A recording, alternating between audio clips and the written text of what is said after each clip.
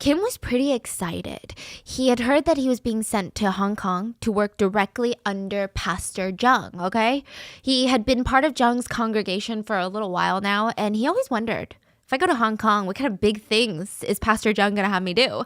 I mean, this is like a mission trip. Is he going to have me pray for other people? Am I going to watch as Pastor Zheng cures cancer?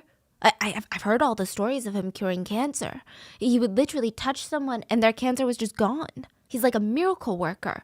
I mean, there were so many reasons that all the demons and all the devils wanted to take Pastor Zheng down. Maybe he would watch in real time how Pastor Zheng saved souls. Either way, Kim was excited to be of some sort of help in Hong Kong. But when he gets to Hong Kong, he realizes that his role there would be so much more important than he even originally thought. He just didn't know it yet. So Kim gets thrown into this mail room. That's his job now. He's going to go through all of the letters that Pastor Zheng receives from his followers. The letters are pouring in from all over the world. Pastor Zheng is a very famous person. He was practically a celebrity pastor at this point. There were letters of just pure devotion, people promising to spend their lives praising the Lord, praising God, praising Pastor Zheng. There were letters begging Pastor Zheng to pray for their sick relatives, to save their lives, or pray for them to pass the college entrance exam. So many letters. So many letters. Kim would sort through them on a daily basis. And one day he sees this package in like the little mountain of letters he's going through. And it looked like one of those poster tubes. You know how you send photos and posters through? Like those tubes. Yeah. Hard cardboard tubes. And he was intrigued. He opened it. He probably shouldn't have, but he was curious. He opened it, and just hundreds of pictures spilled out of naked female followers, of naked women. They were posing and doing explicit things to themselves. They were completely nude and licking photographs of Pastor Zheng. They were posing together with one another, unclothed. They were in bathtubs doing things. And first of all, he was shocked when he saw these photos. But later on, he would find a hard drive. And this hard drive was filled with videos of these same female followers that he knew were church members that were in South Korea. And these female church members were naked and posing with each other. They were in bathtubs together, screaming, "I love you, our husband. I love you. Our Lord must be so tired. We wish you could join us." They would be in videos posing in lingerie and doing things to themselves on beds. And Kim was shaken up because the whole premise of his church, of Pastor Zheng's church and all of his teachings was that was the original sin. Sin was forbidden. So what was going on? Kim had heard for years, there were rumors that Pastor Zheng had been assaulting his female followers, but he was always told, these are the lies that the devil is making up to try and take down Pastor Zheng. They're not true, but they were true. And now Kim realized when Pastor Zheng had said that his ultimate goal as a pastor was to save the souls of 10,000 young women, what he meant was he wanted to rape 10,000 women. It is believed that Pastor Zheng came very, very close to his goal. As always, full show notes are available at rottenmangopodcast.com. A huge source for this episode was a Netflix documentary by the name of In the Name of God, Holy Betrayal. It's been getting so much attention for a lot of reasons. I think the source material itself is so explosive and it's almost salacious. It's a lot. But one of the producers of the show has been getting stalked and threatened since the release of this Netflix series, even before the series was released. There was a trailer that went up. There was news that this was going to air. There was a legal battle in South Korea trying to stop it, trying to prevent this Netflix series from airing. So it's a lot, and it's so scary to the point where we just recently had a trip to South Korea. I have been getting this request for this case for the past 3 weeks, and I just was so terrified to cover it while I was in Korea or like right before Korea. It was terrifying. So this has been a highly requested case that we're talking about today. And before we get into it, a quick disclaimer. I say this a million times, okay? But like one bad religious person does not mean the whole religion is bad. As someone who has an incredibly mild case of religious trauma compared to what we're talking about today, as someone who is not religious at all, I can still acknowledge that I think religion is a beautiful thing when it's practiced the way it's supposed to be. I think religions can bring people together. I think it can bring peace and purpose into communities. So with that being said, this man's actions in no way reflect on the Christian community as a whole, or really any other religion. So with that being said, there was a war waging. There was a war between two different parties, and this is a war that we've never even heard of. It was the war of Exodus and all the female victims of the JMS Church. JMS standing for Jesus Morning Star Church. And then you had the JMS Church. So you had these two parties that were just at war. So on one hand, on the Exodus side, you have countless victim testimonies. There were literal audio clips, audio recordings the victim had taken while she was being assaulted, where the pastor is saying disgusting, humiliating things to her, asking her questions about her sex. Like, they've got mountains and mountains of evidence. They have police reports of kidnappings that had taken place. They have police reports of assaults and just so much. And then on the other side, on JMS's side, you had the Messiah, the prophet, the second coming of Jesus, the man who cured cancer, the man who predicted presidential elections, the man who said, let it snow, and it snowed. It's a war that's not even just in South Korea. This war went from Taiwan to Hong Kong, mainland China, Malaysia, Australia, New Zealand. It was like a global war, and it seems like it's still raging on to this day. So who is the Messiah? Who is Pastor Jung? Who is the center of JMS Church? March 16th, 1945. Objectively was not a good day, okay?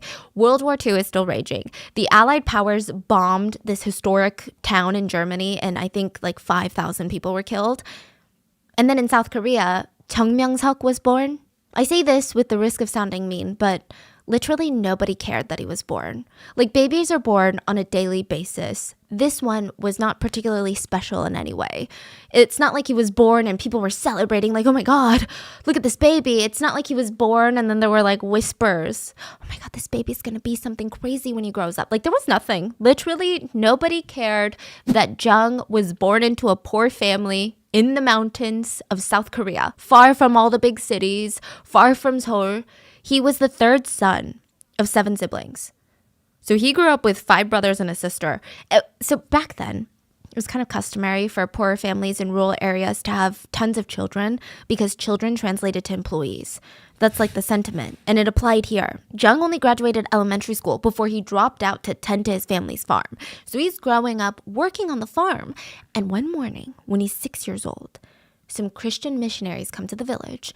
They're singing gospels, they're passing out Bibles, and they give a Bible to Jung. And he's just like mesmerized by these wafer-thin little pages. The sound that the pages made when he would turn them, the smell. Okay, Bibles have a smell. Most books have a smell, but Bibles have a very distinct smell. I grew up around this smell. It's a pleasant smell if you like the smell of books. But the smell of it and all the little stories depicted in the book, he was obsessed. He fell in love with the Bible. I honestly don't know what kind of free time Jung had. Maybe his siblings helped a lot at the farm, but Jung claimed that he read the Bible cover to cover 2,000 times. How long does that take usually? My grandpa was super religious, and he rewrote, like transcribed the Bible cover to cover 3 times for his 3 children, and that took like 2 decades. To be fair, he wasn't doing it like nonstop, like a full-time job, but it takes a while. The Bible is this big and the font is this small. But he said he read it 2,000 times. He claimed that he would climb up to the little mountain, find a nice little secluded grassy patch. He would plop down on there and just read the freaking Bible. He said the mountain was his classroom, the Bible his teacher. By the time he was 19, he starts working as a Sunday school teacher. And by the time that he was 20, he was going to nearby towns to try and spread the word of God. But when he turned 21, he gets drafted into the military to fight in Vietnam. Side note, Most of what we know about Pastor Jung's childhood is told by Jung, so I'm going to just take it with a grain of salt. Jung said that he went into the military and he was so obsessed with his Christian ideals, his Christian beliefs, that he refused to kill a single person during his entire service. He was literally in Vietnam for the Vietnam War. He said he refused to kill a single person, just flat out refused, which I guess is kind of admirable, right? But he also said that he would just capture people, tie them up, and leave them. If you think about it. Leave them to die or? Yeah, basically to starve to death. If you really think about it, tying someone up and leaving them to starve, potentially starve to death, is just as cruel. It's actually worse. More cruel, yeah. But Jung was like, what a good Christian day. And he would just pat himself on the back and walk away. While he was in the military, he was able to save up a lot of money, which he put to use the second that he got out. He bought this local church and he starts rebuilding it, like renovating it. He would, of course, be the de facto leader later. But while he's renovating, he joins another church called the Union Church. They kicked him out. This church was like, your interpretation of the Bible is unhinged. Like, you are way too radical. I don't know what you're doing, but you gotta get out of here. We don't like this. So he decides, these villagers, they don't know me. They're not progressive enough. They're not city folk. You know what I need to do? I need to be around more open-minded people. I'm gonna move to Seoul where I can have these intellectual conversations. So he moves to Seoul, and at this point, he burned through all of his money. So he's literally moving there with his Bible and $300 in his pocket. He starts in this little tiny church, Jesus Morning Star Church, JMS. It's known as Providence, the Providence Church in other parts of the world like Australia, New Zealand, but it's the same church. And it was in his small little studio apartment. And it was a very humble beginning for the start of JMS Church. But Jung had some big old dreams, okay? He wanted to recruit the top university students from around South Korea to join his church. He was sick of congregations filled with old people, families, and all these elderly people. He wanted young, fresh minds. Like, he wanted young people to gather at his church, have a blast, where they could play basketball and then have discussions about the Lord. So you know where he goes? He goes to Seouldae. This is like the Harvard of South Korea. He recruits one student. And that student goes to Yonsei-dae, like the Yale of South Korea, recruits a student from Yonsei-dae, then another university student. And it just becomes like this domino effect that was fueled by word of mouth. By the end of the year, JMS Church would have a presence in all of Korea's top universities. And Jung would do tours at these universities, like as if he's like some sort of motivational speaker / superstar / celebrity. He would do tours at like 18 of the biggest universities in Seoul. He would even do national tours where he visited 10 separate cities to go meet with his followers. JMS at one point was filled with the top minds of Korea, like the future generation. So just think of a church where all of the Ivy League students are part of the congregation. Honestly, I would be intimidated. I would even be intimidated to recruit an Ivy League student into my church because these are the creme de la creme of the new generation. These are business majors, biology majors, chemistry majors, economic majors. No other church in South Korea had this many college students, especially of the elite kind. 90% of JMS at the time were university students. And just to cover all the bases, you know your question, how do you convert that many university students? I'm not saying that higher levels of education have correlations with being able to have faith or not, but I imagine if these students asked me how to scientifically explain the Bible, I'd probably pee myself, okay? I would probably not have a good time, but that's where a lot of context comes into play. JMS Church was at the right place at the right time. So he starts recruiting university students in the 1980s and the 1990s. And South Korea in the 80s was pure chaos. Like hell had broken loose. There was political unrest. Endless protests were being had. There was a dictator. Yeah, there wasn't a president at the time in the 80s, which doesn't really seem that far long ago. There was a dictator at the time who was going around killing anyone who was against him. People in Korea were lost. The citizens just wanted to feel purpose. They wanted to feel like they knew where they stood in this shaky world, especially young people. They felt like they had this fire in them, you know, to want to belong to something, to try and fight for a better future. So it's said that in South Korea at this time, the younger generations, they started breaking off into these two main groups. One group were students that were joining political activist groups. So these groups focused on talking about politics. They were basically little politicians. They were debating politics, demonstrating, organizing protests. Then the other group of students would turn to religion to try and make sense of things. But a lot of these top university students, they did not like a lot of churches. Because they're like, but you can't argue with me about evolution. Like, that doesn't make sense to me. I literally studied this. Like, you don't know what you're saying, right? But Pastor Jung was known to love science. That's what he claimed, okay? He said that the Bible is not necessarily verbatim the truth, like a lot of different churches interpret it. He said the Bible is a giant metaphor. And he would always be able to bring science into his explanations of everything. And I say, quote, scientific, like, because I'm sure in the beginning it was a lot more scientific, but slowly over the years it becomes incredibly unhinged and honestly insane, if I'm being honest with you. So for the time being, Pastor Jung, the leader of JMS, was praised by these university students for being logical, rational, scientific, not denying science or evolution. He was known as being very progressive. He explained again, Bible is a metaphor. You don't have to take these stories literally. He would even say things like, in this passage, it says Jesus came down on a cloud. Do you guys really believe that? He didn't come down on a cloud. Let's be real. It's like, it's a metaphor, you know? So these kids are like, I like it.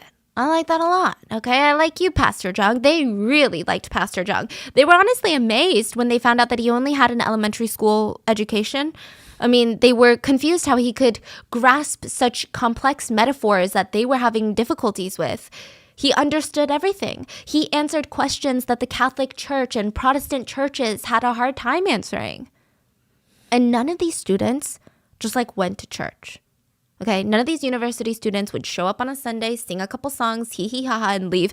These students were so dedicated to the JMS church. They would participate in all of the church activities. If you guys have never been to a Korean church in the States before, I don't know if other churches do this, but it's very common for the church to turn into a community hub of sorts. I remember growing up, there were these basketball competitions, little church Olympics, like talent shows that were held by the church. It wouldn't just be our church members attending. Members of other churches would attend our events, and then we would go to their events, and it just became this big social event.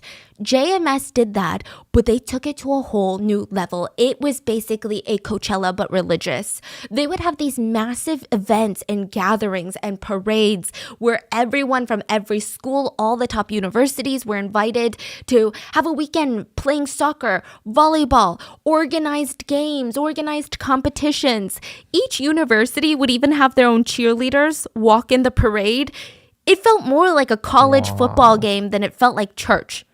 Modesty. Wow, he made it really cool. So, like, very fun. Even if you weren't religious, you almost wanted to go because you're like, oh, my friends are going. Modesty was kind of out the window, which I think is totally fine. I personally don't see why you need to dress a certain way just because you're religious, but there were like modeling competitions at these events. Cheerleaders wearing not skimpy outfits per se, but just to give you an idea, if I ever wore that to church when I was growing up, I would be sent home and called a devil's slut, okay? And this was back in the days in Korea. So it's 10 times worse. Yeah, even crazier. Yeah. Like more unheard of. Like those are the types of outfits people were wearing. It felt more like a K-pop concert in some aspects. It seemed like a lot of fun. Again, people just wanted to go even if you weren't religious. It was great marketing, if you ask me. But everything comes with a price. These events are not free to run. In fact, it probably takes a lot of money to host even just one event. University students are not known for being loaded. They're not known for having just so much cash. So how is the church affording all of this and more? Feeding the poor. That's how. University students would spend their weekends on the streets in Seoul asking for donations to feed the poor. They would sell water purifiers, bags of peanuts, water bottles, like literally whatever you could think of. They were selling it. They would say, hey, I'm fundraising for the JMS church to feed the poor on behalf of the poor. Would you guys like to buy this water purifier? So many people were like, oh my gosh, tell me about yourself. You go to Seouldae? You're religious? Give me 3 water purifiers. At the end of the day, they would rush back to Pastor Jung, hand over all the money that they collected. And this is how the university students spent their weekend. And what does Jung do with all this money? Does he feed the poor? He bought a Mercedes. A lot of his followers kind of raised their eyebrows at that one. But they thought, he works so hard. He works tirelessly to spread the word of God and to save humanity. Maybe if this car brings him even an ounce of joy or comfort so that he can keep doing what he does, like who are we to question him? How else is he going to travel from his 250 different churches without his Mercedes? At this point, Pastor Jung had 250 churches in South Korea. What? 250 churches. A former follower said, well, now I know that I was performing slave labor, but back then, I thought I was devoting myself to the Lord. It probably didn't hurt that Jung, like most cult leaders, was surrounded by power and fame, and he was very convincing and charismatic. Like, he had a way of making you feel special. One follower remembers he was so nervous to meet Jung for the first time. Everyone around him had spoken of Jung like he was some god. Like he was some sort of celebrity. And then when he finally meets with Jung looks at him without even skipping a beat. There's no awkwardness. There's no, oh, I'm so intimidated. He just grabs the follower's hand and says, I've been expecting you. You showed up to me in my dream. And this guy feels like, oh my God, Jung is recognizing me. He sees me. I'm special. I feel saved. So they, the followers, just like Jung, they wanted to save more people. They wanted to save souls, especially beautiful young women that were over 5 feet 6 inches tall. Jung told his followers to specifically recruit and save the souls of 5 feet 6 inch tall women that were young and attractive. He said they need the most saving. Trust me. How does he say that with so much confidence? Yeah. Side note, there was a victim who said that the way that she was recruited into this cult was bizarre. I do want to mention that South Korea may or may not have a little bit of a cult problem, but maybe it's not that big of a problem because I wasn't approached by a cult this time that I went. But if you are a foreigner visiting South Korea and you see someone come up to you on the street and tell you how pretty you are or how you're glowing or how nice you look or ask you to give them directions, you're being recruited into a cult, most likely. So I would just say, well, there's a new trend of what you should say. Because there's like a whole trend in Korea of like everyone asking, what are you listening to right now? And they say New Jeans Hype Boy. So they say when you're getting recruited into a cult, just say, oh, New Jeans Hype Boy and walk away. It's just messing with a lot of cult leaders, I tell you. So just beware. A woman approaches this victim on the street and is like, oh my God, you're glowing. You're so pretty, right? But this time it wasn't as creepy because the woman, so JMS cult, most of their members are young. Most other cults, they're like ajumas. They're like middle-aged women who are coming up to you on the street like, you're so pretty, you're so pretty. You automatically are kind of like, this is weird. But when this young college girl that's about your age is trying to befriend you on the street and she's like, you're so pretty, you start feeling like maybe this is my friend. But this girl tells the victim, hey, so how tall are you? That's really random. Honestly, I don't know. I haven't measured myself, like maybe 5'5", like a little under 5'6". Oh, okay, so you're basically 5'6". I guess you could say that. That's so, yeah, sure. And she's like, oh, okay, good. Why don't you follow me? It's just so bizarre. So Jung had this absolute fixation on tall young women, preferably with pale white skin, and he wanted to rape as many of them as possible. As Jung's popularity grew, so did his arrogance and his fascination with these women. He just becomes more and more ballsy. He was always seen surrounded by a swarm of young, beautiful women, which is kind of odd for a church leader. In any other context, if you saw Jung out and about, you would think he's like an old-time trot singer. Or like an older actor that has fangirls surrounding him, like not a pastor, not in a million years would I think that's a church leader. But the indoctrination was already so deep at this point. His followers believed that not only was he right, he was above them, holier than them, knew more than them. They started to suspect that he was the Messiah. Let me tell you why. Well, first, Jung started openly telling everyone that he was the Messiah, but that's not why, okay? He was here, he said, to complete the testament. He was here to fulfill the prophecy. In fact, because he was fulfilling the last prophecy, Jung told his followers that he had a higher status than Jesus Christ himself. And in order to prove this, he did some weird calculations in his head. So he pulled some random dates and numbers from the Bible, and he said, what is 1446 plus 500 years? 1946. Yeah, the 500, or that's the year of Luther's death plus 500 years, which means the new Messiah would be born 1945, 1946, depending on the Lunar New Year. It's just, it's just funny because guess when I was born? 1945, which is kind of strange considering that 2.9 million babies were born in 1945, so I don't know why that made him special. And to top it all off, he was born March 16th, 1945. He argued that his birthday was 3/16, March 16, and that stood for John 3:16. The verse in the Bible, John 3:16 reads, "For God so loved the world, he gave his one and only son." Therefore, if you are doing the mental cartwheels that Jung was doing, Jung is God's one and only son. Jung is Jesus. I just want to add another disclaimer here, okay? It sounds absolutely unhinged and far-fetched from the outside perspective. Like, it's almost laughable to us, right? How dumb it sounds. It sounds like those little kids that have been dating for the first time, and they're like, you were born on this day, I was born on this day, add it up, get this number divided by pi, and you know what the number 8 is? You know what else is 8? The words, I love you, is 8 letters. Exactly. Like, that's what it sounds like. But you have to remember, no cult starts like this. Like, you don't just walk into the doors of a church and this man is up there like, divided by pi, and I'm 1945.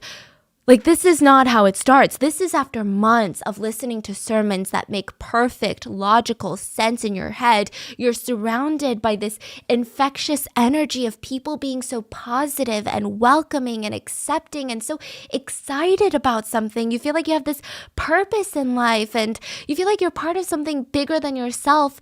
This is after months of you hearing about the miracles that he's performed, and you even see bits and pieces of evidence of it. It's not even just rumors. He prayed for snow in front of the whole church. There was no chance of snow that day or even the next day. Even the news weather forecasters never mentioned snow. Well, what do you know? It freaking snowed. Puzzling. But these types of things keep happening. He predicted who the next president of South Korea would be. Not only that, he predicted how each candidate would poll and how they would rank before the rankings were released. He predicted it with 100% accuracy. Then you hear about another situation. You see that guy over there? That guy? And his mom? His mom was diagnosed with terminal cancer. The doctors gave her a few weeks to live. The son begged Pastor Jung to pray for his mother. Pastor Jung went to see the sick mother, touched her and said, "You will live." It's been years. She's still alive. But that's not all. One time, this woman was diagnosed with cancer, okay? She runs up to Pastor Jung, throws herself at his feet, crying, begging, like, you can't let me go. Please, I need to be cancer-free. I've got all these things I need to do in my life before. He said, you are cancer-free. She gets a call from the doctors the next day saying, hey, I'm so sorry. I think we misread your charts. You do not have cancer. You're cancer-free. So the victims are slowly, carefully, methodically indoctrinated that when they get to the point of him calling himself the Messiah, it makes logical sense in their mind. So please, let's just be careful about what we say about the victims in this case. I saw a lot of online discourse about how, oh my God, I would never fall for something like this. Like, how do people actually believe this? I'm a firm believer anyone, like you, him, me, like literally anyone can fall victim to a cult given the right circumstance, right timing, like right place in your life. It's scary. So, side note, if you're wondering how Jung was able to pull off so many miracles, maybe he was the Messiah. I'm not sure about all of them. I don't have the answers to all of them. But I don't know. Who knows? Maybe Jung spread some of these rumors himself. But remember that woman that got cancer and then she got the call immediately after, the day after, saying that, hey, we misread your charts? I'm sure it didn't hurt that her doctor was also a member of JMS. So whether the whole thing was a little setup to have a miracle happen, where the doctor was like, you have cancer, just kidding. It was all a setup for a miracle. Or if maybe the doctor was like, maybe she won't notice she has cancer if I just lie and say she doesn't have cancer anymore. It's just weird. Also, Jung claimed that he studied medicine in his free time for funsies for the past 40 years, and he said that he was more than well equipped to cure a simple thing like cancer. As for the presidential election predictions, it's unclear to this day how he was able to predict the rankings of every candidate. We don't know if he knew someone on the inside, we don't know. But he was able to. Being the new Messiah, Jung decides to make his hometown, his village in the mountains, is the new Jerusalem, he said. This is going to be the sacred place where people from all over the world are going to come and worship at my feet. He even promoted this place in massive newspapers like the Korea Post, encouraging religious tourism to the mountains.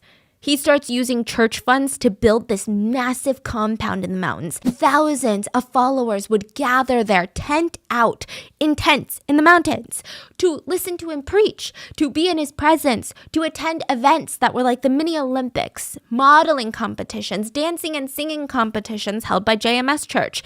It was a lot. It's like an Olympics, Coachella, Burning Man mashed together with heavy religious overtones. He's a literal celebrity at this point. He had tours, nationwide tours, to go meet with more followers. And I'm serious, like this man took himself so utterly seriously. He would throw flowers into crowds of followers and they would just be like scrambling at the ground to pick up the flowers. People would be holding up signs like, I love you, Jung, everywhere he went. To meet with him one-on-one was nearly impossible. He's constantly surrounded by his young, beautiful entourage. To even see him in person, people were starstruck. They felt honored to be breathing the same air as him. Some followers were even lucky enough to be asked to live on site in one of the compounds. These followers were coincidentally all attractive young women that were over 5 feet 6 inches tall. Their living conditions were deplorable, vaguely reminiscent of sardines shoved into a tin can. They were crammed into this tiny little trailer with no privacy, no personal space, absolutely nothing. But they were told over and over again, you are so lucky to be here. You should be grateful that you can live at such a holy place. Not many can say that. Like, are they there long term or? As long as Jung decides. Some were more long-term than others. And that leads us to the God's brides, the Lord's brides. We've talked a lot about cults, and this one is a little different. One principal teaching at JMS Church was that celibacy was the way to save humanity. Like, no sex is the way to save the future of humankind. Even after marriage, nobody should be having really. It just wasn't allowed, you know? One of Jung's most famous interpretations was the story of Adam and Eve. He claimed that the apple that Eve ate was a metaphor for sex, which means Jung was going to save the world from all their sins, all the corruption, by forbidding people from having the original sin. So if you have anyone, you are betraying the Lord. So no babies? He doesn't want babies anymore? He has to allow it. Because there are a lot of babies that are born into this cult. I don't think most people got married once they were in the cult. Typically, it's married couples who join the cult. That's another sad thing about this is a lot of people gave their lives to this cult for decades, never got married, never started a family because of his teachings. Some married couples would become celibate. Young university students were indoctrinated and now they refuse to get married or even date because they didn't want to betray the Lord. I mean, they were just thinking about the effects of all of this. And I don't want to say that's everything, but the fact that these young students refused to even consider starting families or getting married because they felt this intense fear that they were going to go to hell for it is just really heartbreaking. So nobody's allowed to have sex. Except, of course, Jung.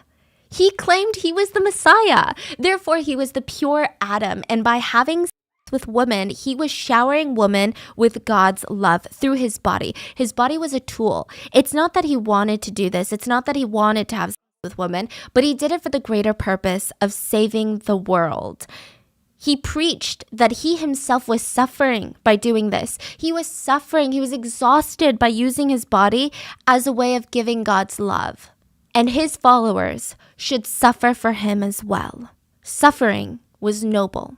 Female followers were encouraged to take cold showers and pray multiple times a day. He even instructed everyone to pray in his name instead of Jesus' name. One former follower remembered he had went home one day. His parents are not in the cult, so it's just him, or the church. Sorry, I gotta stop saying cult before they come for me, okay? His parents were not in the church, and he's home one day praying out loud. And at the end, he said, in Jung's name we pray, instead of in Jesus' name we pray. And his mom stopped what she was doing. She froze and said, "What the hell did you just say? Like, why are you praying in some random man's name?" Followers were instructed to cut ties with the outside world or people who didn't understand. They were encouraged to lie to their families, to their parents. They were told that these non-believers, they can't tell what the truth is. Even if you tell them the truth, they won't believe you. Our truth is higher than them. So things are really amping up, and it's going to take a really, really dark turn. So the brides. Let's talk about Victim A. Victim A was at a JMS volleyball game that Jung was playing in. Nobody was particularly rooting for one team or another. They were basically just rooting for Jung, okay? It's like a volleyball game. All the girls are on the sidelines like, Pastor Jung. And Victim A is on the sideline like, yay, Pastor Jung. And she's cheering as hard as she can, and she thought she was imagining it at first. But Jung kept looking over at her while he's playing the game, like glancing at her. And it made her feel uncomfortable. Like she thought that was kind of odd. But after the volleyball game, she forgot about it. And since this is in the mountains and she wasn't one of the lucky ones to live there, she was setting up her tent. You know, followers sleep in the tent while they're visiting. She's setting up her little tent, and one of these unnis. So unni means like older sister, but it's not biological older sister. One of these unnis came in, and they were called informants in the JMS church. They're basically female followers that were right-hand women to Jung. Their main job was to recruit and indoctrinate other beautiful young women and bring them to Jung to be raped. One of the unnis opens up the tent and tells her, hey, like Pastor Jung wants to see you. Victim A is confused, nervous, kind of excited. She didn't suspect anything weird or bad was going to happen to her. She was hoping to get acceptance and blessings. Maybe she would get prayed for. She was so nervous. She was intimidated by this guy. I mean, the way that he was talked about, it's like he was greater than God. I mean, the power imbalance here is insane. She goes to the building that Jung is in, and there's a line of girls outside, all waiting to go see Pastor Jung. And the unni says, you can go in first since you're new. So Victim A walks past all the girls, opens the doors to see Pastor Jung, who's sitting down, and he tells her, come here, sit next to me. She sits down next to him, and she's just starstruck. Her heart is beating so fast. She couldn't believe that she was sitting next to the Lord. She had no idea what was going to happen. Like, is he going to pray for her? Was he going to help her family, teach her something that would open up her mind? He starts touching her thighs, telling her to come closer. And she just remembered his like hot breath on her neck, and she was so uncomfortable, and she didn't understand, like, is this what the Lord does? He starts whispering in her ear that she was Lord's masterpiece. He instructed her to stand up and pose for him. And the reasoning was he wanted her to be the Lord's cheerleader, but cheerleaders aren't allowed to have bow legs, which means like the legs bend out. They were supposed to have straight legs. So he's like, I need to check your legs. He checks her legs and says, the Lord will be proud of you. He kept calling her beautiful. And when she sat back down next to him, he aggressively stuck his hands in her shirt and started groping her. He closed his eyes and said, the Lord is instructing me right now to check for lumps in your breast to make sure that you don't have cancer. It was incredibly painful, but she had heard and she had been groomed to expect these medical exams. In fact, she was told that if she were ever examined by him himself, she should be grateful.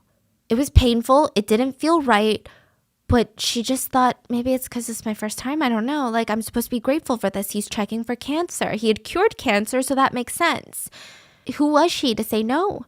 So even if everything in her gut told her to scream and run out of there, it was like this mental war that she was fighting, like a battle in her mind. Before she could react, he pushes her down on the bed so she's laying flat on her back. And without warning, he tells her that he needs to examine her uterus. He said that the Lord needs to make sure that she doesn't have any cyst. She was terrified. She saw him lick his fingers and announce, the Lord is examining you. And you can imagine what happened next. Victim A was in a lot of pain. She said that she closed her eyes and looked away, and she kept telling him, please, it's painful. Basically telling him to stop. But he responds very casually. It always hurts the first time. She didn't understand what that meant. I mean, the first time I'm being examined, like, I don't get it. So she looks down. He was full on assaulting her, full on R-wording her. She said that she froze in fear and she was so confused. And then he starts getting aggressive and biting her everywhere. And it was just so violent. He kept telling her while he's doing this that she's God's bride now. Literally, while assaulting her, he also continues to tell her, you are no longer allowed to look at other men. You are no longer allowed to think about other men because you are God's bride now. If you were ever to marry another man or even think about a man, your private parts would be mutilated. If you ever have children with a man, they will be deformed. Side note, this is something that Jung told all of the brides. They believed it because why wouldn't they? They were terrified and they prayed. They prayed to God that they would never be interested in anyone but the Lord. It was so ingrained in them. One victim even started self-identifying as a lesbian because she was so scared of the prospect of falling in love with a man. A lot of girls said that they struggled. It's nearly impossible for them to want to be with Jung, aka the Lord. So they would pray at night, praying that they would have the tools to love him the way that they were supposed to. They would punish themselves when they didn't feel love for Jung in the sense. Like, it is so heartbreaking hearing that. Like the victim said, they prayed and prayed, but it was just so disgusting, painful, and traumatizing. They thought something was wrong with them. Jung would assault them and make them call him oppa, honey, dear. He told them that they can never think about other men. He would say incredibly unholy, vulgar, disgusting things while he was assaulting them, but then he would claim in the same breath that this was God's love. So the victims, they're just so confused. They felt that they were confused, though, because they weren't good enough believers. Like, they weren't good enough followers. So victim A runs outside after the assault and runs straight into the onion that had brought her here. And victim A is looking at her like, please, you need to explain the situation because I'm so confused. I'm so traumatized. But the onion just smiles and congratulates her. She said, remember, we can only love Pastor Jung now. We are his brides. How was it? Victim A was shocked. She asked, did the same thing happen to you? And she responds, you might not understand it right now, but in some time, everything will start to make sense. The Onni proceeds to tell her that these examinations, that's what they were calling these assaults, these exams were important. He had already detected serious diseases and cancers during these examinations. He had already saved lives. This was a good thing that Pastor Jung was being so proactive. All the girls that get personal exams should be grateful. Some girls would confide in the Onnis and say, I'm just really confused. I felt like that was rape. And they would say, of course it's confusing. I was confused my first time too. But it's the Lord's love, and you're going to soon realize that. Now, before we go and attack all of these Onnis, I think it's just really complicated. I need to give you a bit more context. All of the God's brides, they started as victims, and I think that they are still victims at the end of this. But one of the biggest roles that you get as a bride is to bring more brides to Jung. They all got brainwashed that all of these brides were being purified. They were being saved. So why wouldn't you want to save fellow women? They were literally brainwashed into thinking this. They were saving these girls. They were doing the Lord's work. They were saving the world. One of the victims / Onni said, when you're his bride, he might not want you anymore. Jung always wanted younger and younger women, and you're getting older. So you bring him beautiful young women and you get rewarded. You feel like you're doing something for the world, for the Lord, for the church. You start to feel important. Sometimes you can even be promoted as a minister or a priest inside the church. And that is how victims turn into perpetrators. So a lot of these Onnis would come out later and say that they regretted everything. They said, it's confusing because you're a victim and then later you're a perpetrator. You create another victim and then they become a perpetrator. And it's like this vicious cycle. And when you're inside the cycle, you can't even see it. But when you get out of it, you start questioning yourself like, I don't even know if I was a victim or a perpetrator in all of this. Am I a victim or am I the most evil person ever? All of the girls feel guilty for becoming Onnis in a sense. They blame themselves afterwards, but they also blame themselves while it was happening. They thought that all this guilt that they had for being an Onni was because they weren't good enough for the role. They felt like they just had more to learn. So again, I think that all these girls were victims. And a lot of these girls were so indoctrinated, they actually legally changed their last name to Jung to show that they were committed to being God's brides. Victims stated that they were so committed, they would go into his room, 4 or 5 girls at a time, sometimes 10 to 15, and he would assault them all at once, one by one. One victim said the most she's seen was about 30 women being assaulted at once. They were told in order to enter heaven, because Eve is the original sinner, right? They need to purify themselves from the sins of womankind, basically Eve. And the only way was to let Jung assault them. They didn't say it like that, but they said, make love with the second Messiah. And it's just sick. He would assault women on the basis of the premise that tens of thousands of years ago, allegedly, a woman picked an apple off a tree and ate it, and now every woman needs to be raped. Once they were assaulted, they were considered property of the second Messiah. They were told that if they ever betrayed him by even looking at another man, they would fall to the greatest depths of hell forever and their souls would rot. Sometimes the girls would be instructed to help wash him in the shower, and he would force his entire bed to be filled with women at night. In the middle of the night, he would just wake up and pull girls on top of him to assault. It said that sometimes he assaulted 50 women in one day. Okay, so he would assault them, but he wouldn't release, if that makes sense. And it was clear that this whole thing was just about power and abuse. That's all it ever was. The victim said it was more like he was marking his territory. He would be assaulting you, claiming you as his, and then move on. Sometimes brides weren't even picked to be purified by Jung. They were just told their life purpose, their godly duty was to bring Jung a fresh supply of women, and they would be rewarded if they did. And a lot of this was hidden in plain sight. So those like soccer games and events and festivals they would have? Well, Jung would score. Oh, this is another thing about the soccer games. Jung would score 60 to 120 goals in one soccer game. The world record held by one professional soccer player is 13 goals in one game. So is this guy Messi reincarnated or what? No. One game would go on for 5 to 6 hours and everyone would just let him score. His opponents, people would literally see the goalie jumping, pretending to block the ball, but they would fall on the opposite way of where the ball was going. They were just letting him win. So for 5 to 6 hours, there were cheerleaders on the sidelines just cheering him on, screaming his name, bringing him water, wiping off his sweat. And in the end, an onion or two would go around, pick some cheerleaders, tell them to go to the bathroom and wait for Jung because he was almost done. They would wait in the showers where they would be forced to wash him and they would be assaulted by him. Side note, what happens if a victim falls pregnant? One victim said that she straight up asked Jung that she was worried. And she said, what happens if we're engaging in activities and I fall pregnant with the Lord? He flat out told her that she would need an abortion. She said it was jarring. This went against the Christian values that she was taught. Like, what is going on here? Another victim said that she had her own confusing moment when she had all this bloody discharge. She went to the doctor and she was told that she had early stage ovarian cancer. They had to remove her uterus. She remembered being shocked and thinking, Jung had examined her nonstop. He prayed over her private parts on a daily basis and did routine health checks, but she still had cancer. Another victim said the wake-up call for her came when they were all sitting in Jung's bedroom and they were watching the news. So it's Jung and a bunch of women, and it was about a fire. The news was about a fire that had taken the lives of a lot of people. Jung runs up to the TV and he starts smacking it and he's shouting, "What a waste of..."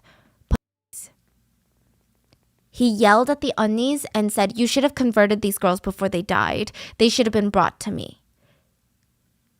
He was upset he couldn't R-word them before they died in a fire. That's what he was upset about. Another victim, Victim B, had made it out of the JMS church. She tried to move on with her life. She never reported the abuse. She just wanted to forget all of her trauma. Then she got married and had children. And she keeps looking at her children and she's like, I don't want to raise my kids in a world where there's a monster like that out there, just free. She said, when I look at my kids, I can't stay silent anymore.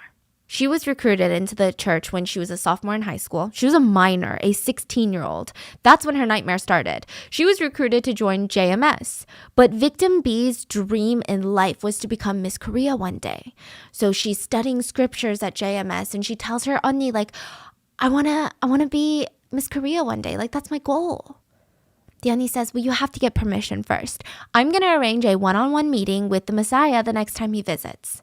Victim B is like, oh my God, thank you so much. Like, I'm so nervous. I'm so excited. She wondered what they would talk about. The Oni said, you need to ask him for permission about being in Miss Korea. Victim B said, meeting someone like him was a once-in-a-lifetime chance for me. I felt like I was getting closer to God.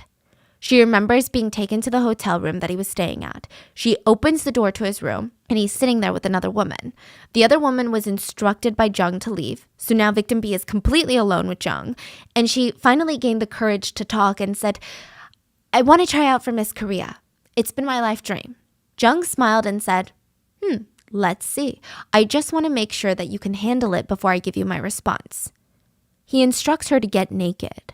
She thought maybe the Lord knows something. She thought if Jesus appeared right in front of you and asked you to do something, wouldn't you do it?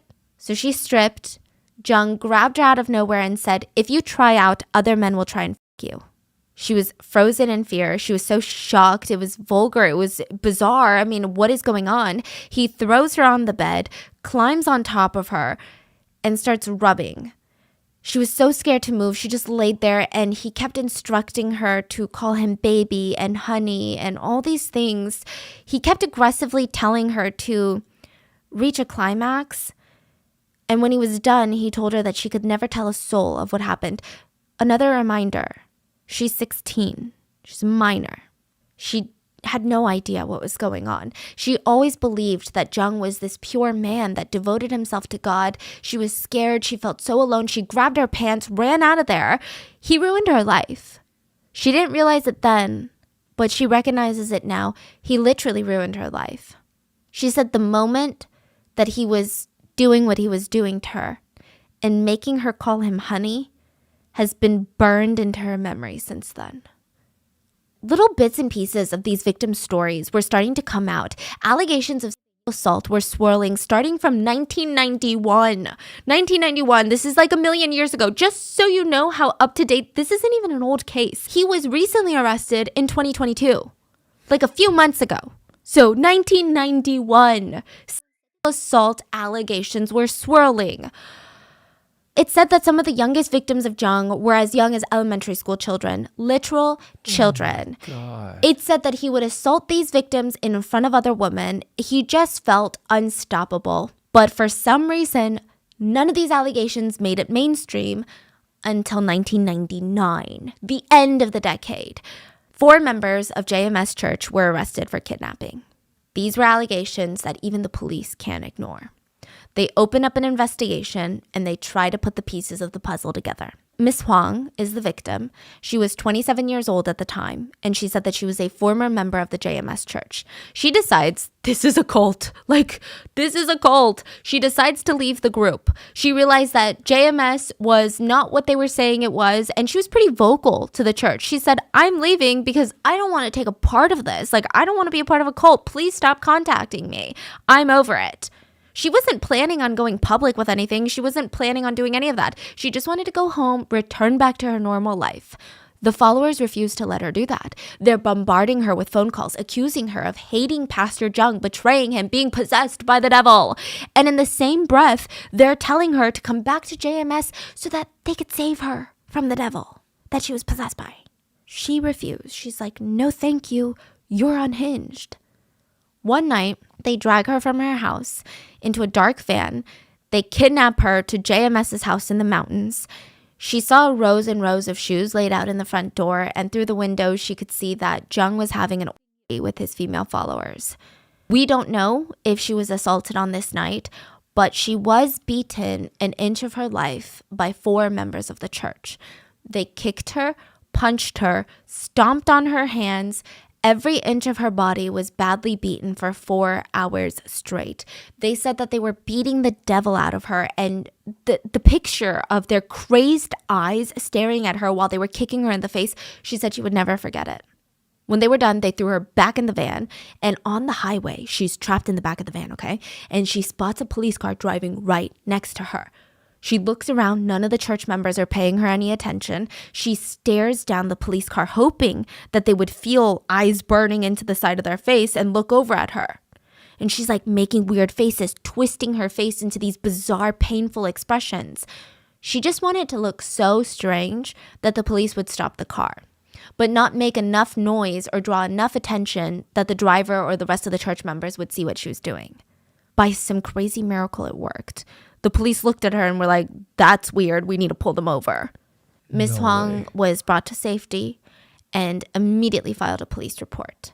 This comes to light. This hits mainstream media. Same time, those allegations are starting to come back up. The assault allegations are getting more and more attention. More victims start coming out, talking about the horrible things that Jung did to them and the disgusting things that he would say to them. I mean, how do his devout followers react to stuff like this? How do they react to news like this? There's a police investigation. There's an arrest. Literally, 4 of your members kidnapped someone. There must be some truth to all of this. The followers defend Jung with more passion. So this part is weird, but followers said that he predicted this would happen. Back in 1981, he allegedly told his followers that he would be on the news, he would be crucified for something that he didn't do, he would get sued, and all of the undeserving followers would abandon him. But the real ones, they would stay because it's a test of loyalty. So after 10 years of stability, after 10 years of joy, he said they are going to face the tomb phase, which is the hardship phase, the darkest of times. He even predicted the year that it would happen. So now he is telling his followers, I told you guys that we're going to face some hardship and chaos, and this is that time. So his devout followers, they're enraged that he was being falsely prosecuted like Jesus Christ himself. They also felt like their loyalty was being put to the test, and this was their way to prove that they were devoted to the Lord. They raised their hands in the air and they prayed out loud, Heavenly Father, those evil men are trying to crucify our leader. Heavenly Father, please free our leader. Please prove his innocence. They felt like the whole world was against Jung, and it wasn't fair. And one of the biggest opponents was a group called Exodus. Let's talk about Exodus. Exodus is the second book in the Bible where Jewish people have been enslaved for generations by the Egyptian Pharaoh. They pray and they almost lose hope, but suddenly God uses the most unexpected person to save them, the Pharaoh's own adopted son, who turns out to be Jewish by blood. This is the biblical story. So miracles, death happen, more miracles, more death happens. And finally, the Pharaoh releases them and they walk out as one big group that's led by the Pharaoh's adopted son. And they walk towards the horizon, towards freedom. They all walk. They're freed.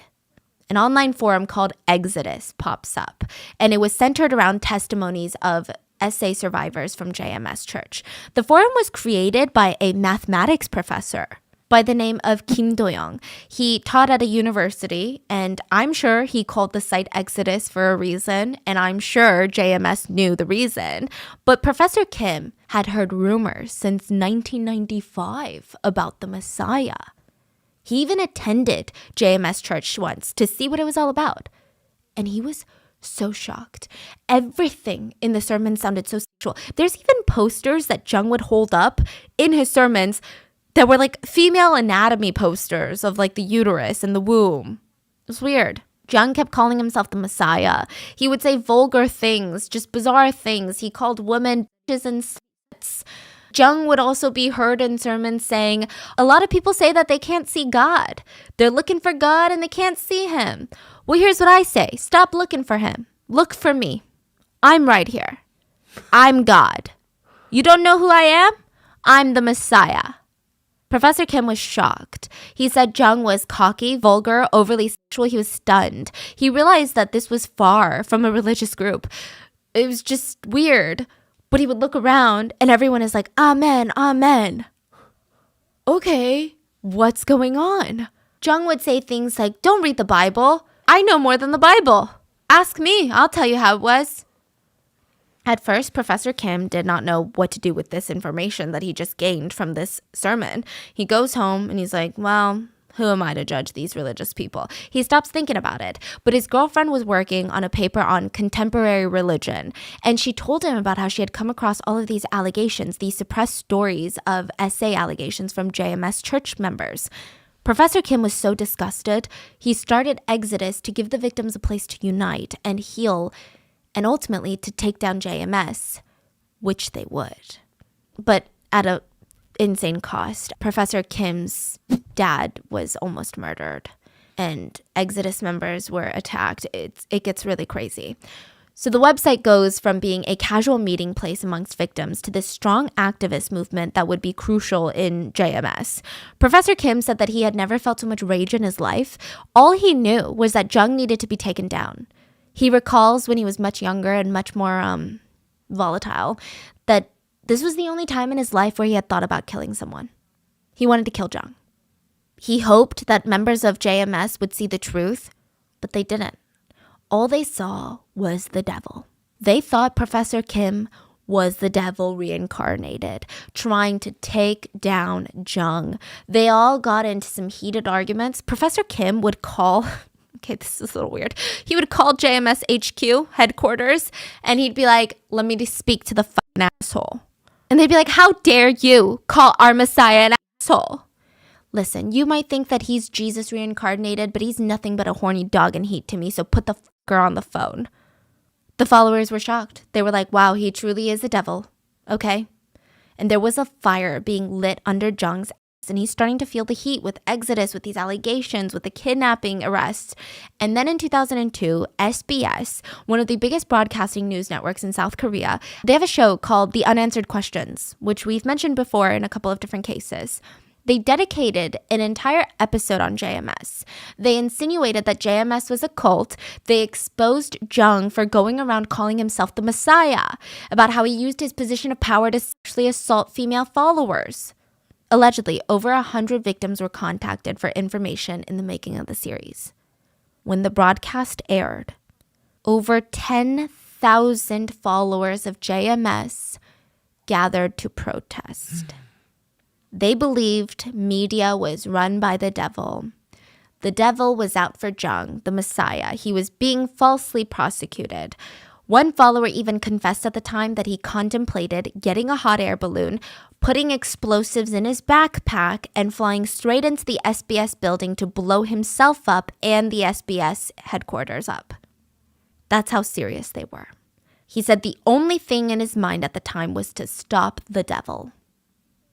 Right after this broadcast, Jung was sued by victims and he fled the country, okay? He told his followers that he was going to go on a mission trip to convert and save more souls around the world and spread his blessings, but he was literally just a fugitive, okay? He went to Hong Kong, and from there, he traveled around from Malaysia, Taiwan, mainland China, New Zealand. He said that he was spreading the news, spreading the blessings, but he was just going around indoctrinating and raping more women to the point where it almost became a diplomatic issue for South Korea, that this South Korean church leader was going around creating a trail of victims in all these other Asian countries. But even that wasn't enough. Jung would fly female followers out from South Korea to rape them wherever he was. Then he would ship them back to Korea when he was done with them. And he still had a tight grip on his Korean followers. He would send them videos of his sermons that they were told to study and worship. He kept in close contact with everyone. He would send them gifts and letters, and he would demand letters in return. He would even provide phone counseling sessions while he was overseas to his Korean congregates. And while he's on this world tour, basically, his following only grew, and so did the extent of his damage. And side note, this guy has some freaking nerve, okay? Because his followers are taking out loans, remortgaging their homes, selling all their belongings in an attempt to make sure that he would be okay if anything were to happen to him. They're still out there raising money.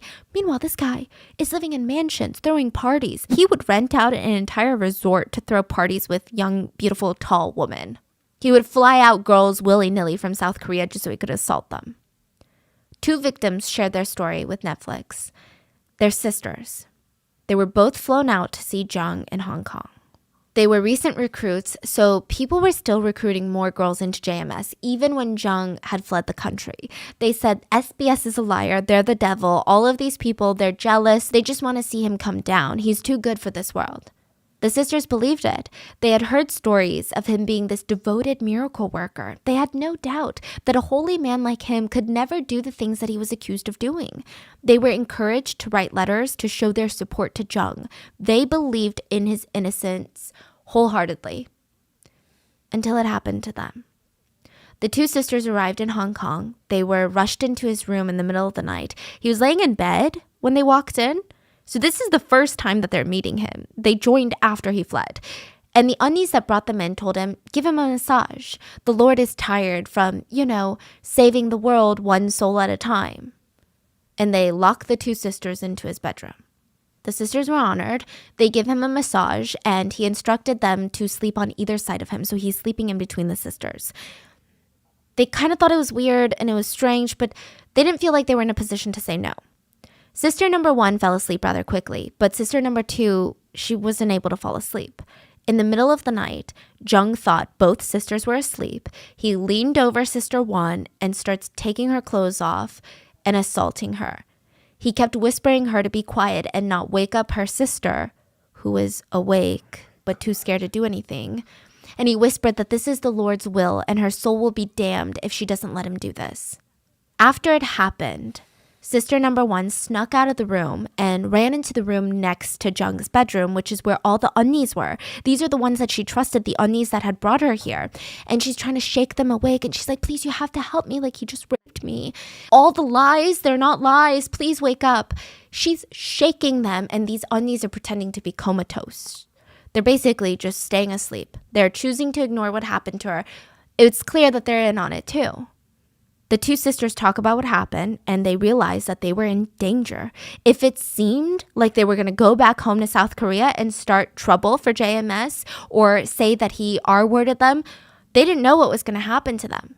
So the rest of their Hong Kong trip, they had to act like they were enjoying their time while probably being assaulted further. It is unimaginable how the sisters must have felt, like going through the most traumatic thing that anyone can go through in a foreign place, feeling betrayed by the people that you trusted, and to have to act like you're having a blast, to act like you were being blessed. When they were flown back to South Korea, they immediately reached out to Exodus. Professor Kim was disgusted. He said Jung is not a human being.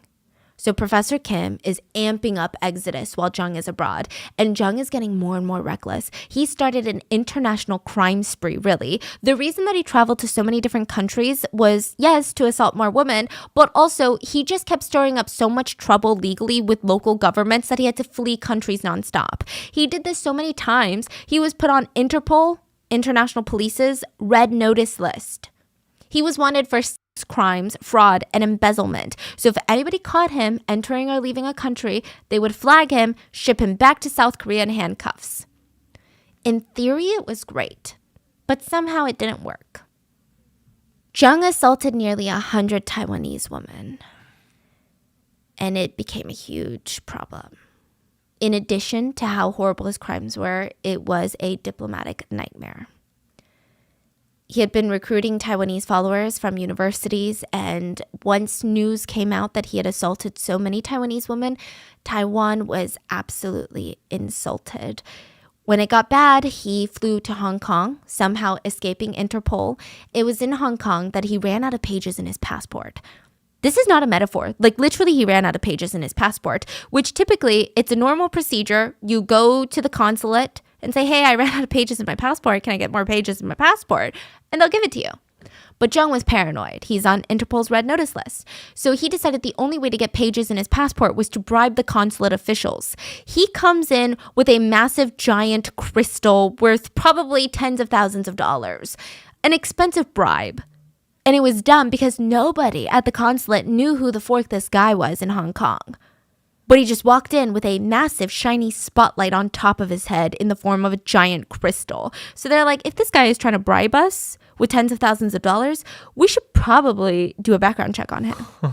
Seriously? Yeah, so they look into the system. Instead of giving him more pages, they find out that he's wanted. He's arrested on the spot, and the plan was for him to be extradited back to South Korea immediately. But he escapes out the consulate door, and he's free once more.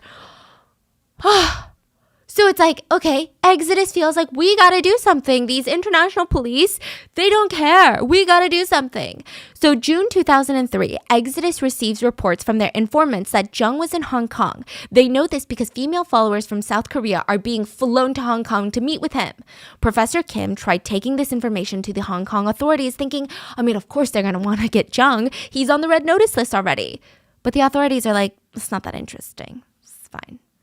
Thankfully, Exodus had members who were part of the police force, so they had some investigative abilities. They put together their own rogue mission, and they flew to Hong Kong, waited until the female followers landed in Hong Kong, and literally stalked them because they led them right to Jung. Yeah, they're like bounty hunters, except they weren't getting paid. So they arrive at Jung's hideout in the mountains in Hong Kong. It's a very remote area surrounded by fields and forests. The Exodus team knew that they couldn't go in on their own. They were outnumbered. So they needed to stake out the area and come up with a plan. They climb up the mountains near the back of the house and they could see through the windows. He was already in bed assaulting the 3 women. They immediately call the Hong Kong immigration officers. They're like, this is proof he's assaulting people right now in Hong Kong. And they said, okay, we're going to send out a full team the very next morning to arrest Jung. Exodus is so excited, but they want to make sure that there's no chance that Jung is going to get away. When was this? 2003. I know. This is a long time ago. Because he gets arrested in 2022. It's a long... Wow. I feel like this person, I don't even want to call him... I don't know what to call him, but he's lived like 20 million lives and all of them are horrendous. He's the devil himself. Yes, literally. Literally the devil that just keeps reincarnating, coming back. I don't know. So the next morning, Exodus is like, well, we got to show up because there's no way we're going to let the Hong Kong authorities not arrest this guy. So they come the next morning and they have all their filming gear. They climb up to the back of the mountain. They're trying to make sure that Jung doesn't try to escape through the back of the house and up the mountain. But instead, they stumble upon Jung before the Hong Kong authorities get there. What? And he's sitting under this mosquito net. And there were the 3 victims from South Korea there. They were wearing bikinis. And Jung's pants are literally around his ankles. Professor Kim literally caught him red-handed. They were recording all of this, by the way. And the Exodus members who took the video said that they were just so stunned. I mean, Jung was stunned too. But the one with the camera said he had been working with Exodus for a while and he was for years expecting this malicious cult leader, a serial rapist, someone so dangerous, so frightening. He was on Interpol's most wanted list. He would have been intimidated by seeing him. He should have felt scared. But with the camera shoved in Jung's face, he was nothing but like this old, sleazy ajushi that looked so cowardly and pathetic. He had his pants around his ankles, literally, and he seemed scared to come out of the mosquito net. So then he finally got out, pulled his pants up, and he starts trying to hit the cameraman, maybe in hopes to get rid of the camera footage. He's like hitting the camera, smacking it around, but the cameraman just hits him right back. He's like, don't touch me.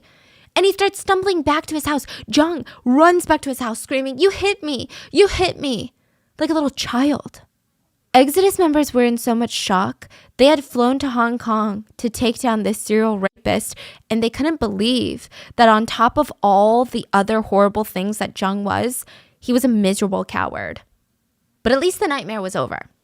They had him pinned down, they waited for authorities, and Hong Kong authorities took him away in handcuffs. He had been arrested. He was done for. Even all the headlines in Hong Kong read, crazed cult leader arrested for crimes. Crazed cult leader found in mountains.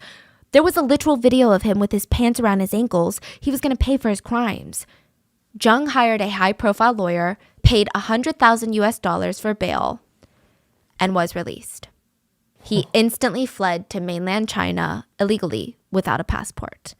He kept in touch with JMS supporters, sending them videos trying to do damage control because, I mean, objectively speaking, the video that Exodus took of him was pretty incriminating. He said that he would never assault female followers. Meanwhile, he was caught on camera quite literally with his pants around his ankles.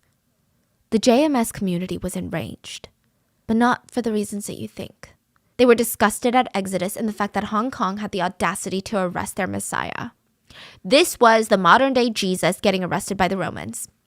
And Jung incited violence from his followers. He egged them on. He sent them videos basically waging a war against Exodus. He said in a video, which, side note, these videos get weird. He starts developing a bit of an obsession with white tuxedos. I mean, he already liked white tuxedos, but he really becomes obsessed with white, very crazy, elaborate tuxedos. I guess he's trying to look heavenly and majestic.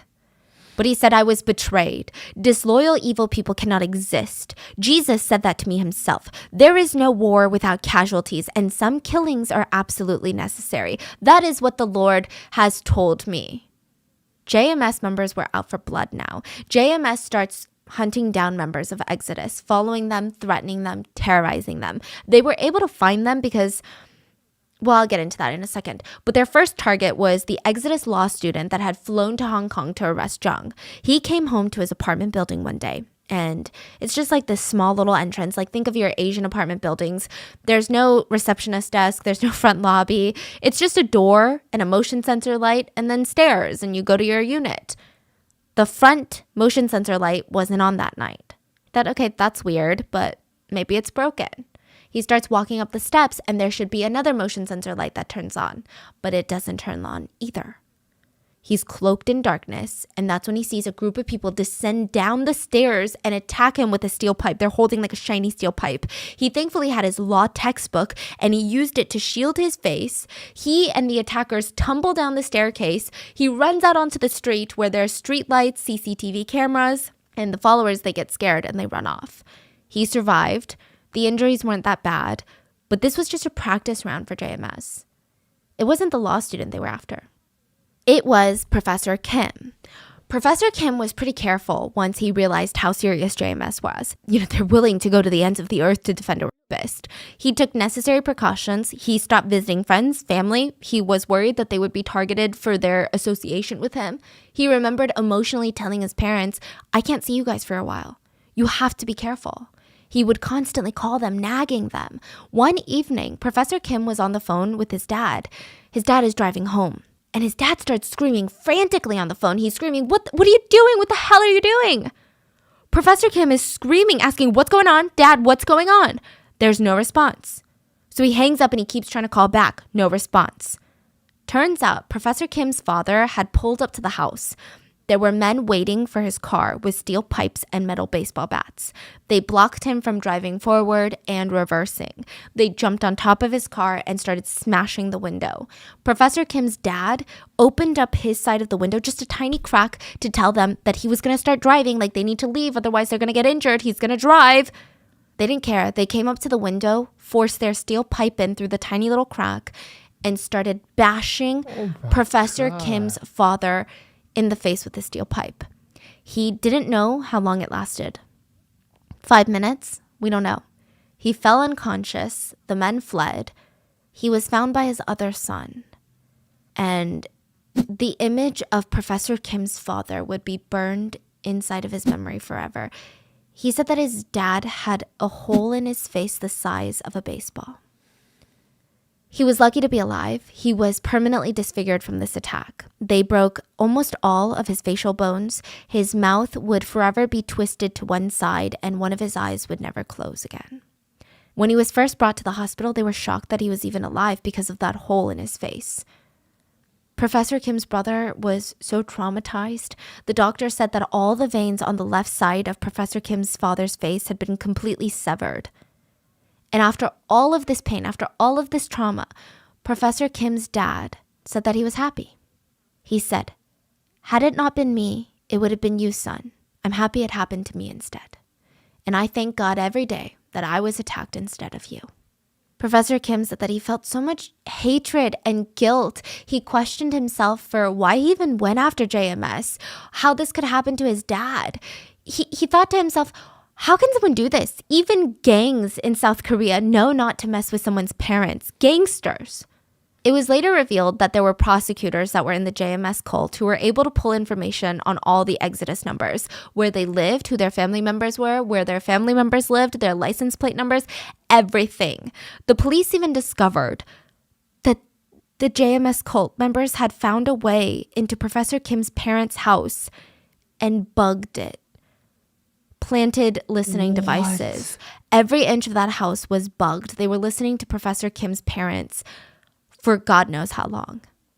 It was utterly terrifying. Professor Kim was shocked. He realized he was dealing with something that was far more dangerous than what he thought. And while it might seem like JMS won the battle, they might lose the war. And sometimes it unravels from the inside. Let's talk about Hong Kong X-Files. This is the story in the beginning of this episode. JMS had a full-blown photography unit. There were photographers that would recruit young female followers to send pictures to Jung while he was overseas, basically nudes. Jung would then grade these pictures and send reports back to South Korea. So he would get hundreds of photos of women in dresses, in various stages of undress, and he would grade them and send the report back to Korea, and the Onnis would be like, you gotta be. So you gotta do better now. Do you love the Lord? You have to do better. So this is how he graded it. If you're fully naked, you would get an A. If you were wearing a bikini, you get a B+, and if you're wearing short revealing dresses, you get a B. So if you get a B, your Anya would come to you and be like, you need to get an A. Do you not love the Lord? They were told the more pleasing the pictures you can send to the Lord, the more blessed you'll be. Then it would escalate to sending videos. They would be encouraged to be nude with one another, do things to themselves, and say things like, my Lord, you call him husband, oppa, dear, honey. They were told that they were helping the Lord with his loneliness while he fought and struggled to save the world. And even if you felt uncomfortable, the pressure was too high to even say no. Most of the girls in the pictures had never even met Jung in person. He would buy lingerie for the followers and have them send pictures of themselves wearing it. And if he found a girl that he liked through the pictures of the videos, he would fly them out to wherever he was so that he could assault them. He would compliment them on the phone. He would say, oh, you look so pretty. He would encourage them to send more explicit videos and photos. He would even tell the girls, you see, my sweet girl, when a man gifts you lingerie, you basically owe him your body. There was a recorded conversation where the victim is shook by that, and she says, what? He said, it means he loves you very, very much. Don't tell anyone. Since I bought you the lingerie, we're already lovers. You can come see me if you want. What would you do once you finally come here and get to meet me? 너는 저는 보고 싶지? 네? 너도 보고 싶지, 그지? 그럼요. 남자가 소홀해질 때나 아니면 여자 소홀해질 때 보면 다한테 공평하게 똑같이 생각하면서 해주는 거예요. 소홀 차릴 땐 텐트 사실 때는 벌써 여유 있는 여자는 아니네. Isn't he very old right Yeah. now? Yeah. At this point, in his like 50s, soon to be 60s. And these are girls that are like 19. The girl would say, I would like to meet you and say hi. What else would you like to do? I would like to listen to your sermons. There's no time for sermons. Hurry up and come. There were hundreds of photos of women in various stages of undress. There were videos upon videos that were incredibly graphic. And more than that, it was just so heartbreaking to see. Some of them were included in the Netflix documentary. And I've never had to turn off a documentary so many times in my life to just get a breather. To see the mindset that these victims must have been in. I mean, they would be sitting in a tub saying things like, we want you, my Lord. Come here, honey. You must be so tired. They would be undressed, kissing and licking photographs of him. There were videos of sex parties and mansions. There was so much.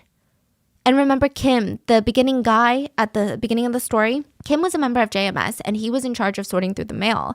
He stumbled upon these and he truly did not believe that Jung was capable of stuff like this until he saw the proof. So he took all of this back to Korea, all the evidence, uploaded them online for all the other JMS members to see. And he thought if he could just expose the truth, just like what happened with him, he would see what the truth was the truth. You know, these are not lies that Exodus are spreading. And everyone would leave JMS. But we both know that that won't happen. At least not to the extent that we hope for. Many members of JMS did leave. They were utterly disgusted. But other victims started to come out. A victim in China said that she was so badly raped by Jung, it would be categorized legally as sexual torture. He had dragged her into a shower and shoved a scalding hot water faucet into her body parts. And she was screaming, and he told her to stay quiet or he would rip her private area off. And he proceeded to slap her around as he assaulted her. So all of China was outraged by this, by Jung. But he was still free, and he would still have followers. Many members were told nonstop that this was the devil testing them, that this wasn't true. And if it was, Jung had a good reason for this. He was saving them. They wanted to send these pictures to him. Mainstream media picked up the news on this one, and the files would later be known as the Hong Kong X-Files. The public was disgusted, outraged, but still, JMS had a strong following. And Jung was already on the run when this happened, so nothing else has changed. He started moving around a lot more, and he still flew out members from South Korea to assault. And there are videos of him holding these massive Christmas parties where girls were wearing these red mini dresses with white fur on them, Again, nothing I would ever be dead caught wearing near a church. Otherwise, I would be told I'm going to hell for being a sloot, which is a different type of trauma, I guess. But they're dancing around him, dancing on him. And it just felt like the Hong Kong X-Files didn't even impact him that much. Exodus never gave up, though. Things were silent for about a year until one morning in 2007, the Ministry of State Security of China reached out to Exodus. This is like the CIA of China. They called Exodus and said they believed that they could lure Jung out. They were hosting a culture exchange event between China and South Korea in China, and they believed that Jung would show up. They were right. He showed up. They weren't able to apprehend him at that moment. They failed, but they tried again, and this time they successfully arrested Jung in China. And almost instantly after this arrest, Jung's facade of being the Messiah, the leader, the savior, the God, it all came crumbling down. He instantly started acting insane to garner sympathy from Chinese officials. He starts acting similar to like a little ajashi who's nervous. He was moaning and covering his mouth and touching his face frantically, like he's losing his mind, which is not what the Messiah would do. Speaking of, Jung was like, "You think I'm the Messiah? You think I'm Jesus? That's insane. I'm just a little pastor of a church." He would scream, "You have it all wrong. I'm just the leader of one church. I didn't touch anyone. I'm not the Jesus. I'm not Messiah. I'm just a pastor." He would slap himself and make weird noises throughout the interrogation. In another interrogation, he got down on his knees and crawled towards the prosecutor, rubbing his palms together, begging him, "Please, sir, forgive me. This is all a mistake." It was shocking for the public. This powerful cult leader who had spent decades torturing women was on his hands and knees. And the church still stood by him. Many of them sold their homes to pay for his attorney bills during this legal battle. But this time, he wasn't fleeing. So he was extradited from China to South Korea to stand for his crimes. And JMS, again, never left his side. They're raising money. They're raising so much money trying to silence victims. They're thinking, hey, no victims to testify at a trial? No crime. One victim said, "They came to me and offered me $500,000. I rejected. They came back with $1 million. I rejected. They came back with an empty check and told me whatever I wanted, I could write down and have. And I rejected." When money didn't work, JMS started threatening victims, threatening to kill their families. Only one victim that was scheduled to testify during the trial backed down, and the rest refused. They all testified, and even in court, they were being threatened. So you know how in trials, you can have people come and sit and visit and see the proceedings? JMS had known bodyguards, basically, the one that would beat people up and track people down. They were in the courtroom trying to intimidate the victims while they were testifying. It did not work. The women fought to gain their strength back, and now there's no stopping a woman like that. There just isn't. When Jung realized he had made a grave mistake, he made one last pathetic attempt to stop the proceedings. While a victim was testifying, Jung starts convulsing and foaming at the mouth, screaming, "I can't breathe." Paramedics rush in. He's completely fine. He also took the stand at the trial, and he said a lot of wild things. He said, "I never raped anyone. There was this one incident, I remember, where naked followers approached me, and they forcibly took my clothes off. And all I did was hug them in that moment, but no penetration. I swear." This next part is really heartbreaking, but he admitted during the trial publicly that he was not the Messiah, and he claimed that he never said he was. This was shocking to his followers. Even the ones who had given up everything to help him fight the legal battles, they thought, why would he say that? Why would he do that? Jesus would never do that. The real Messiah would never deny who he is. They gave up everything for the man that he believed to be the Messiah, and he was slapping them in the face by saying that he wasn't. One follower was so devastated because I think the reality came crushing down on her. She threw herself off a building and took her own life. So remember, these are all victims. They had dedicated most of their lives. They had ruined their families, their interpersonal relationships. They had never gotten married, never dated. They had no social life, no family. They gave up everything, all their money, for this man that they believed is the Messiah. They believed that they had a purpose and they were doing good. Turns out he was a rapist and a coward. I just can't imagine how you even come to terms with that. In 2009, at 63 years old, Jung was sentenced to 10 years in prison. Only 10 years. After thousands of victims, 10 years. After decades of traumatizing generations of people, torturing them, all the damage he had caused, 10 years. It wasn't fair. People thought that he should die in prison for what he did. Yeah, but at least they hoped, you know what? Okay, he's going to go to prison. JMS is going to collapse. He was thrown in prison in 2009. Now, if you guys watched the Netflix documentary or saw the trailer, there is one victim who was kind of the center of the story. Her name is Maple. Jung was thrown in prison in 2009. Maple would join the church in 2012. What? It's still going on? And she would be raped by Jung countless times. She joined the church while he was in prison, and she was visiting him as a devout follower. She didn't believe the rumors. You know, they were all set up by the devil to test everyone. She believed in Jung's innocence. She believed he was wrongfully convicted. So JMS did not crumble, and a new chapter for JMS had started. A new chapter of victims had started. JMS followers were still active, especially online after his conviction. They were online spouting this narrative that the current media environment is toxic towards all religion. They argued that Jung was being prosecuted for being good because mainstream media doesn't like religion right now. They said even if a religious movement has only positive effects in the lives of young people, the media is going to continue to categorize every religious group as dangerous or manipulative or like a cult. They argued that the government and everything that anyone had on Jung were all manufactured lies. New followers from all over the world were still joining JMS, or the Providence was the other name for the JMS church. Like Liz. Liz was an Australian victim who spoke out later in 2014. She said that she joined Providence when Jung was in prison. She remembered in Australia, a Korean woman approached her asking if she wanted to fill out a survey. That's how she joined the church. By the end of the year, she moved into a house filled with other church members, and she just remembered how everyone was talking about how Jung was falsely convicted, and she believed it. She was given a double picture frame.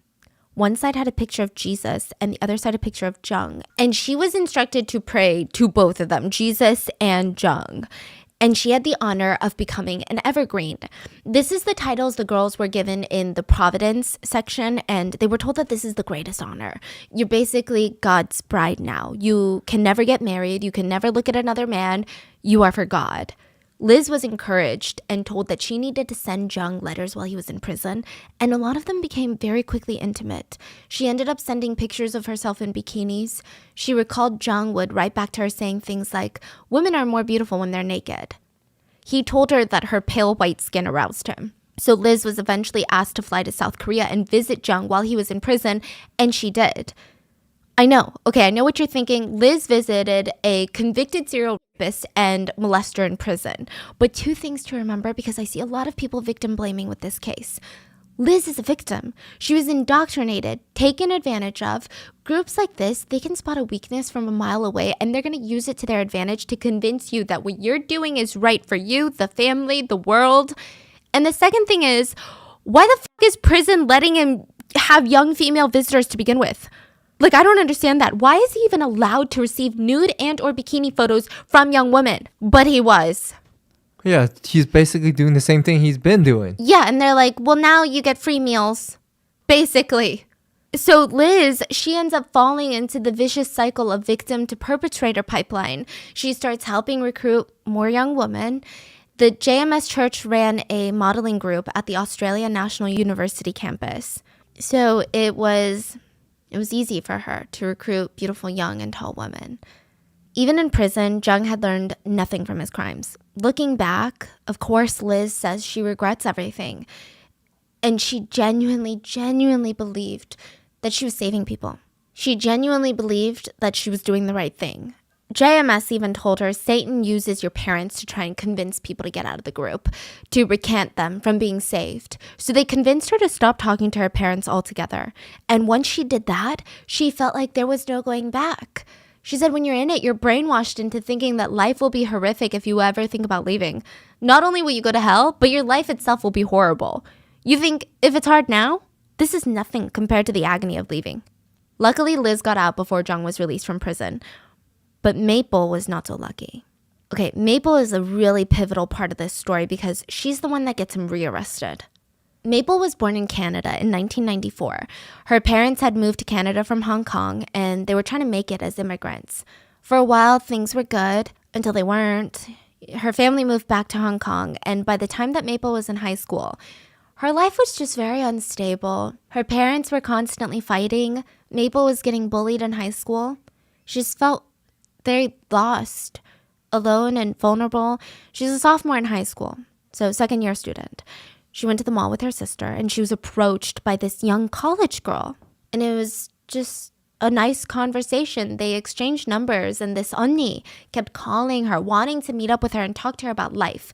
Maple ignored her at first, thinking, okay, this 언ni's kind of weird. But one night, she felt particularly lonely and vulnerable, and she just reached out to the 언니 and texted her, what even is the meaning to life? Like, what is the meaning of love?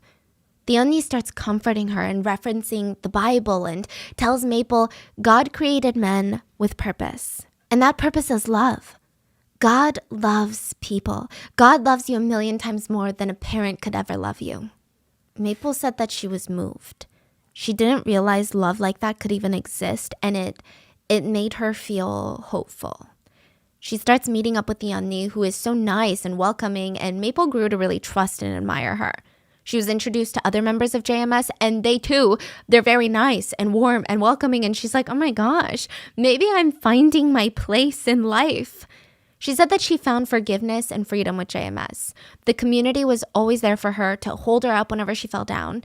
She just didn't feel so alone anymore.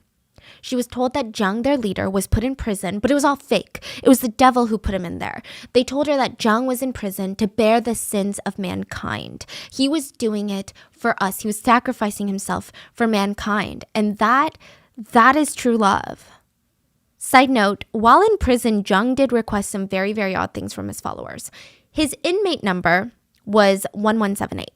So he's inmate 1178, right? Just a random systematic number.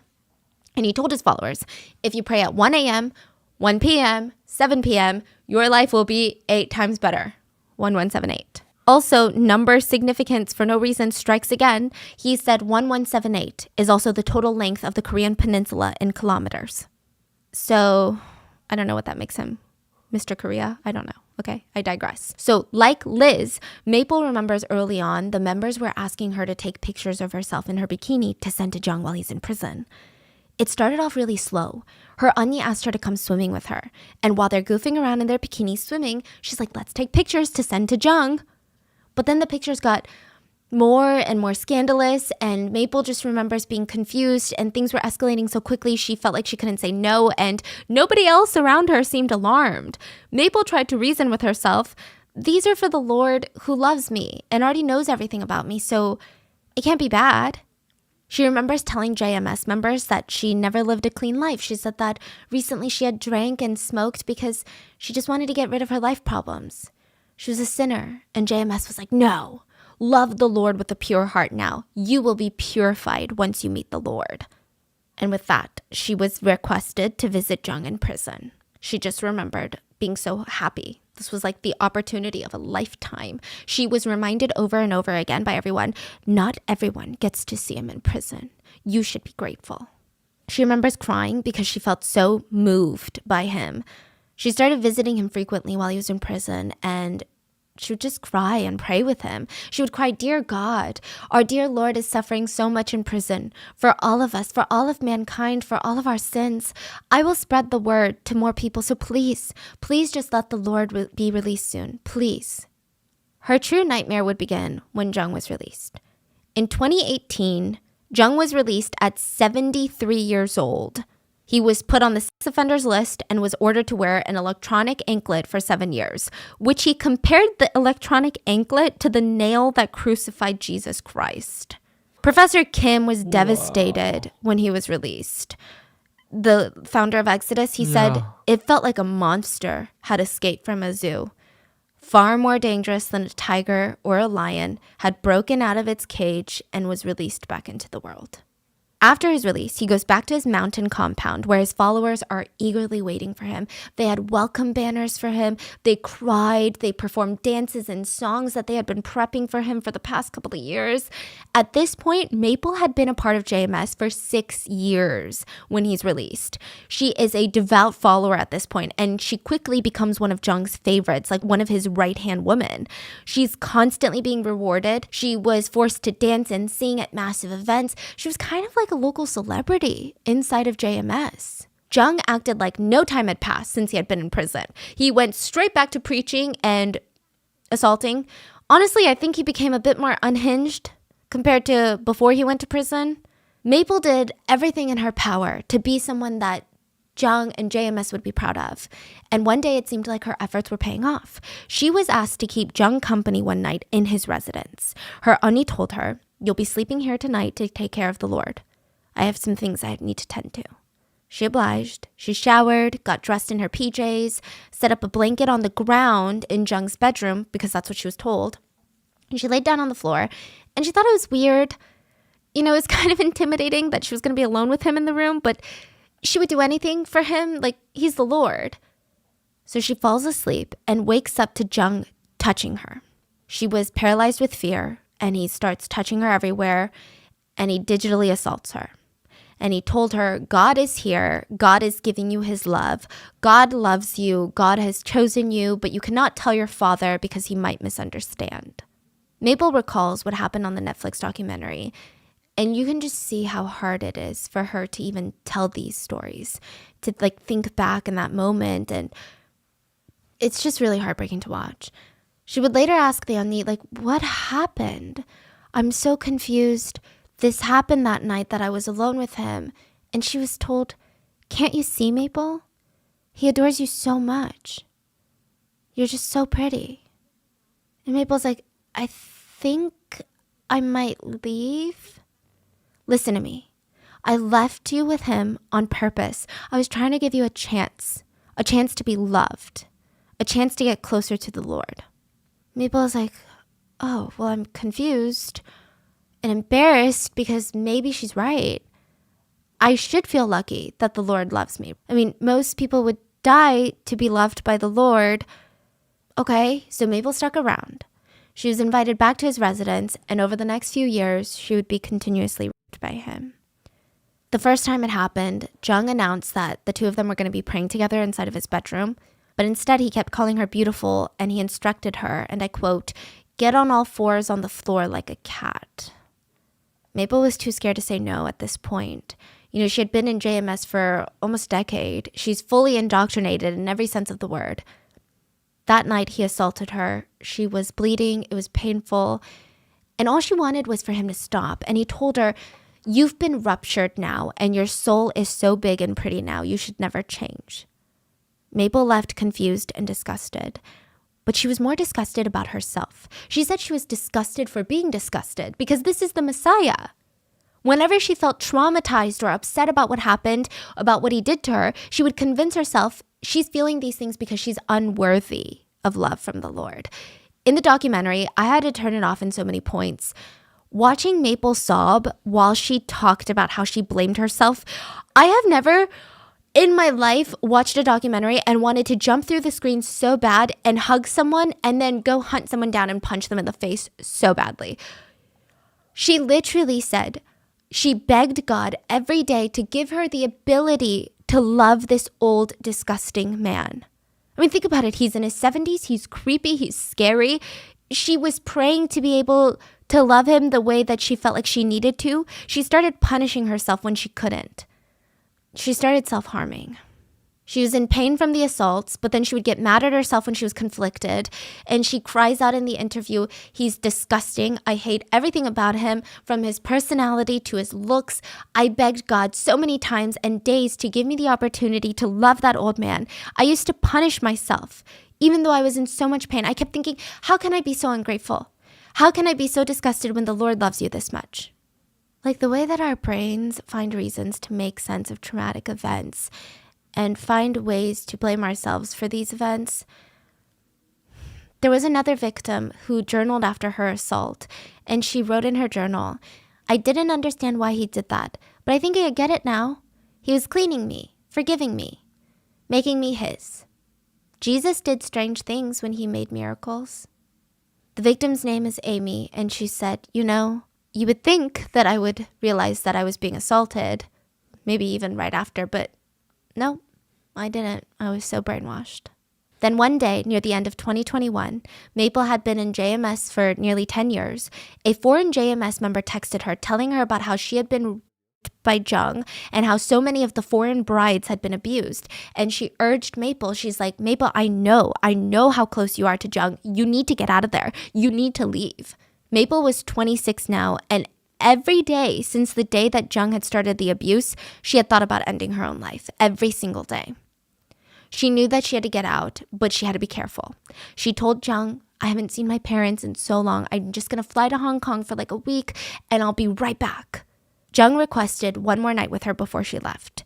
Coincidentally, because she had to travel, she had gotten the COVID vaccine that day, so she had an intense fever. Jung knew this. She's ill, she's burning up, she has a fever.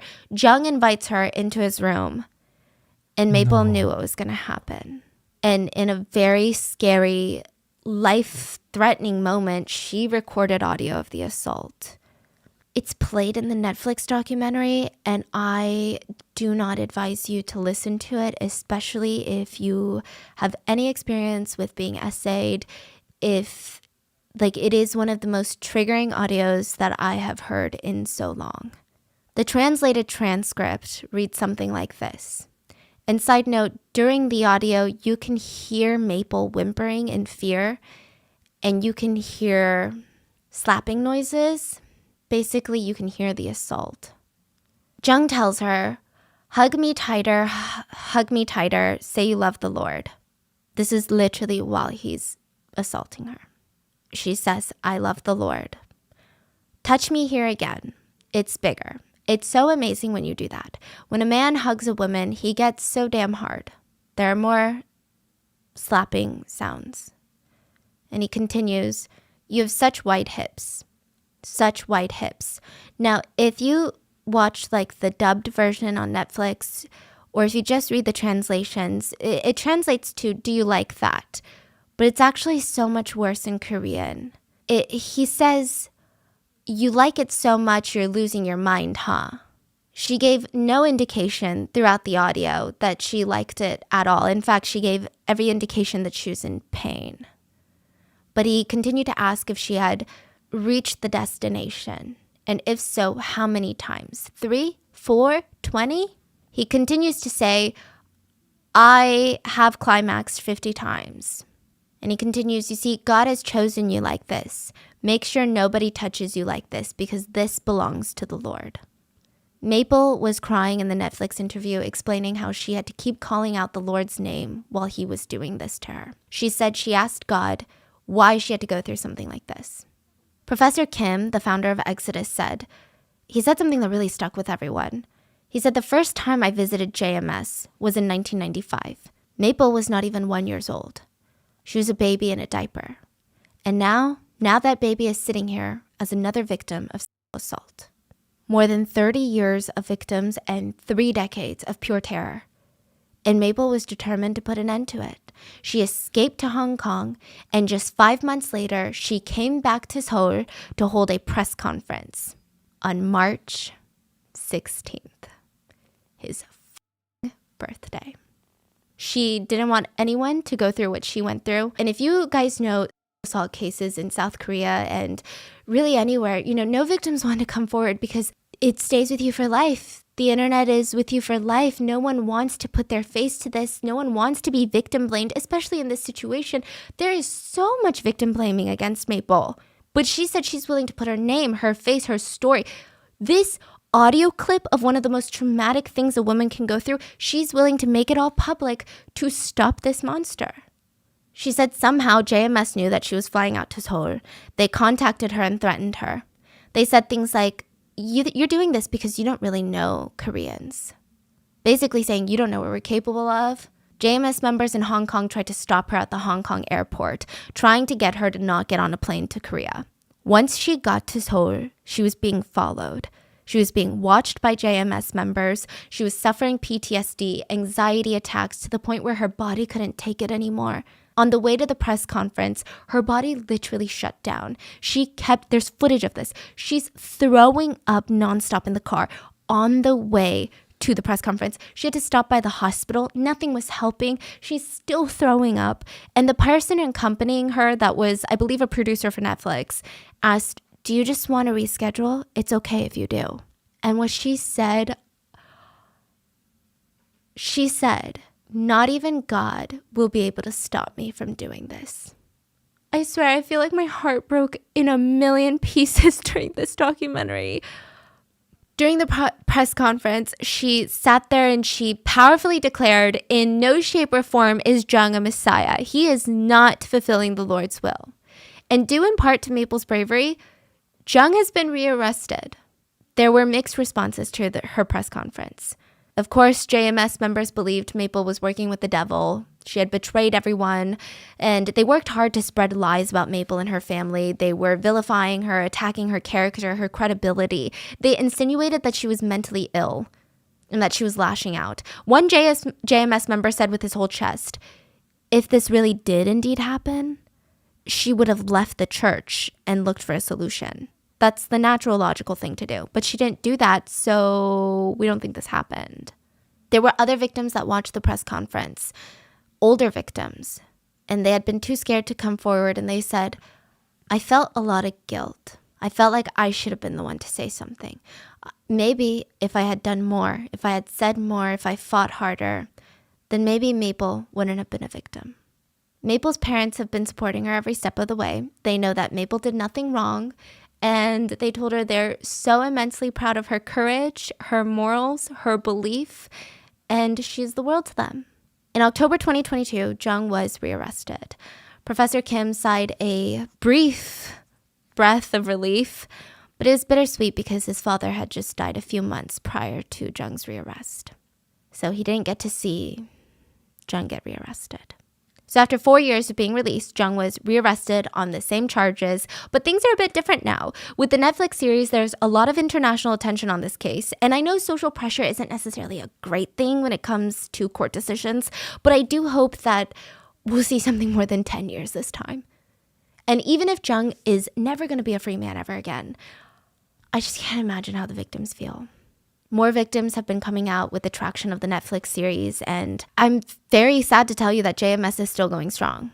His following is still loyal. They are threatening victims, doing everything in their power to stop word from getting out. They even tried to stop the release of the Netflix documentary. The courts ruled against them and in favor of Netflix.